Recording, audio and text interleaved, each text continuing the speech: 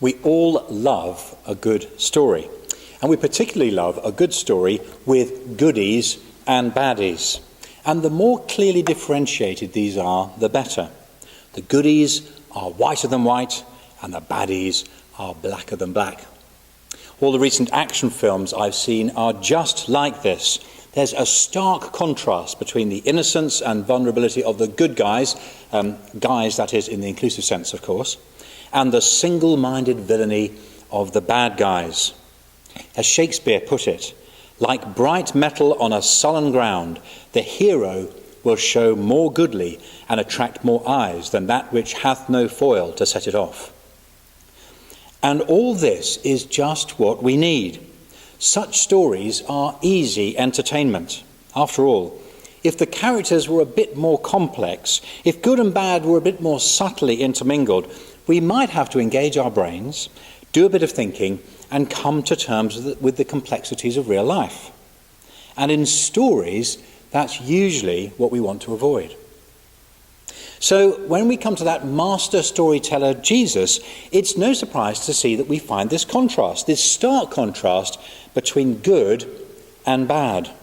And to be honest, we're relieved. Enter, stage left, the Pharisee. Boo, hiss. Overpious, confident in himself, stuck up, and altogether rather religious. Just the sort of irritating, pompous person that we can't stand. And of course, we know from other parts of the Gospels that the Pharisees are the baddies with a capital B. Off he goes and stands by himself. Well, yes, of course he would. He's too good for everybody else. And as he stands by himself, he prays to himself. Why would God want to listen to the self-satisfied words of this religious prig? Blah-de-blah-de-blah-de-blah. I do everything I'm supposed to. Blah-de-blah-de-blah-de-blah. I am so perfect. Blah-de-blah-de-blah-de-blah. I do even more than the law requires. And off he goes, satisfying no one but himself. Now, enter stage right, the humble tax collector and sinner. We can identify with him. We know that we're not perfect. We're certainly not like that hypocritical, self-righteous Pharisee. Oh no, the tax collector is not very good. He doesn't do all the religious things he's supposed to. He's compromised. He's a failure, and he knows it. In fact, he's just like us. God, have mercy on me, a sinner. The perfect prayer, not least because it's one that we find very easy to pray. And of course it is he, and not the pompous Pharisee, who goes away right with God. God sees his failures and God forgives him. Of course he does. That's his job. So when we come before God, compromised, failed, and let's be frank, rather pathetic, then we can go away with a clean sheet and we can breathe easy. No need to change, as long as we keep saying sorry. Here endeth the first lesson. But hang on a minute. Is that it? Does Jesus tell this dramatic story of black and white, of goodies and baddies, just to confirm our prejudice? Just to let us carry on living our mediocre lives in peace and quiet? Surely there's some mistake. Most of Jesus' stories are shocking and disturbing. They mostly upset the known order of things. They challenge and they disturb us with the surprising and breathtaking grace of God. So, what's gone wrong? Well, for a start, the Pharisees are not the baddies, at least not in the simplistic way that we think of them. They are the ones who are passionate about obeying God. They are the ones who thought God was holy and that meant something for us. It meant we had to change our ways. They were the ones who had learned the central lesson of the Old Testament scriptures, that if we don't follow God's ways, if we don't choose life, then judgment will come. They took this seriously, They did something about it, and they encouraged others to do so as well.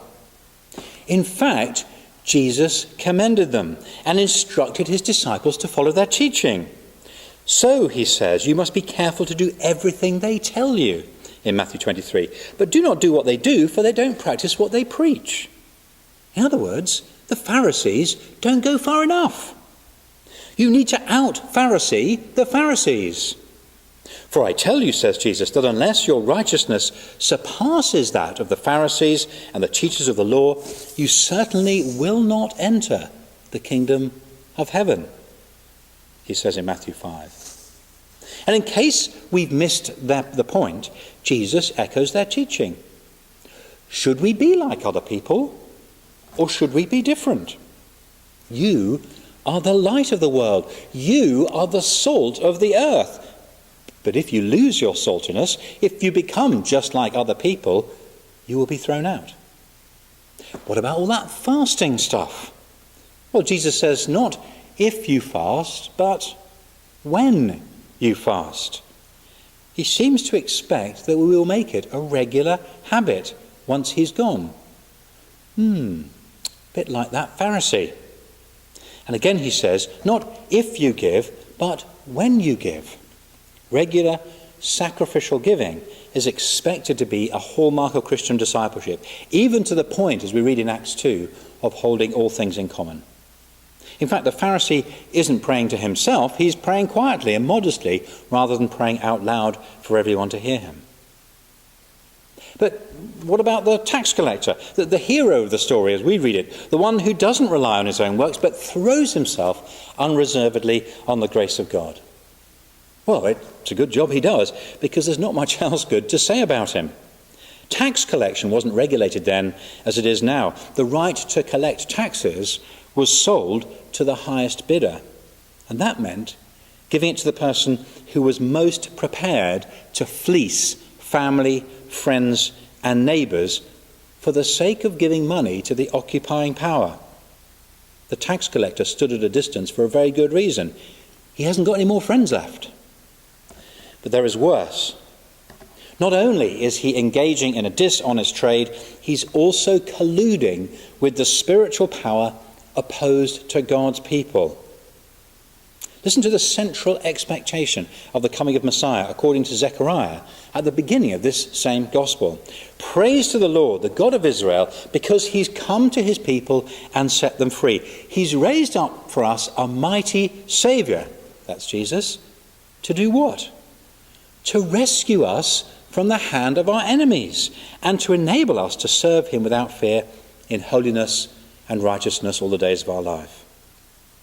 Throughout his teaching, Jesus is constantly confronting us with the need to take sides. Are you for me or are you against me? And the tax collector looks very much as though he's chosen the wrong side. So, unfortunately, this story is not as simple as my latest action film. In many ways, the Pharisee is the goody, and the tax collector is the baddie. And Jesus' listeners would have known this perfectly well. So, what is the lesson that Jesus is teaching us?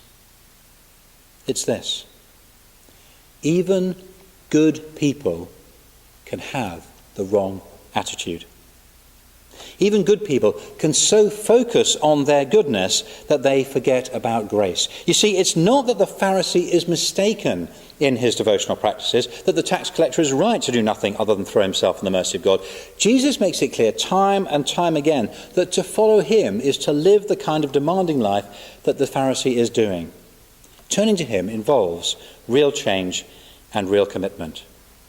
But as Luke's introduction to the parable highlights, the issue that Jesus is focusing on in this story is the attitude to such practices. Good practices are good, but they're nothing without the right attitude. And even if the good practices are absent, right attitude to God is the thing that really counts. And the heart of that right attitude is that recognizing that God's grace comes to us by whatever means as pure gift.